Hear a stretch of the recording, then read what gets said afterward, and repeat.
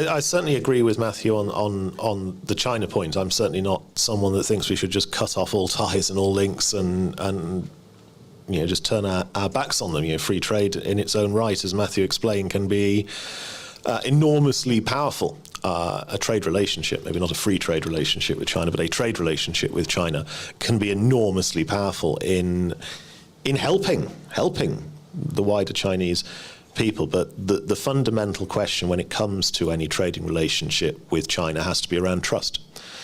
A free trade deal, whether it's a tariff-based deal or a free trade deal, to work, both sides have to be able to fundamentally trust each other.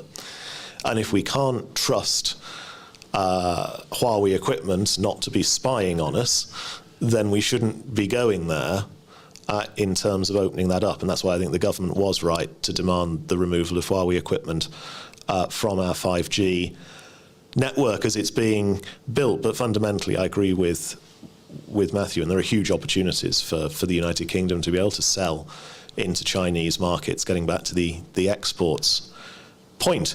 On the non-trade clauses, I think actually this is a really important point, because for the vast majority of countries where that trust question doesn't come into the mix, I think free trade deals have to be purely about the economics.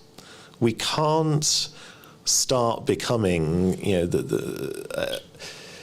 too dictatorial on terms and conditions and how something must be done in either way of the trade flow.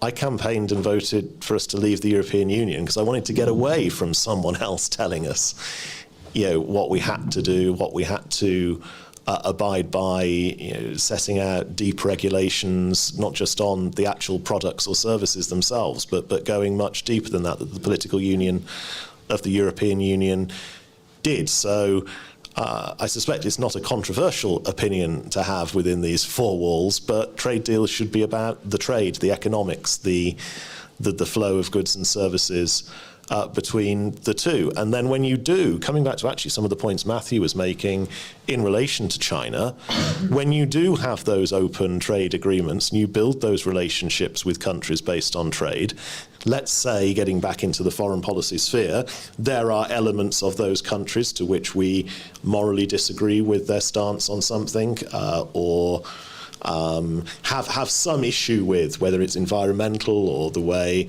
that country treats people of different sexualities or races or religions or whatever it might be. Actually opening up those markets and exposing them to perhaps the way we do things is more likely to make a positive difference than telling and dictating them.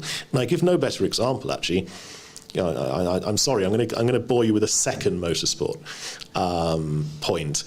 Clearly Formula One, which is a great British success story, 7 of the 10 teams are based here, race in some countries which have some pretty questionable human rights records that are pretty different to us, more hostile than us to people of different sexualities, etc.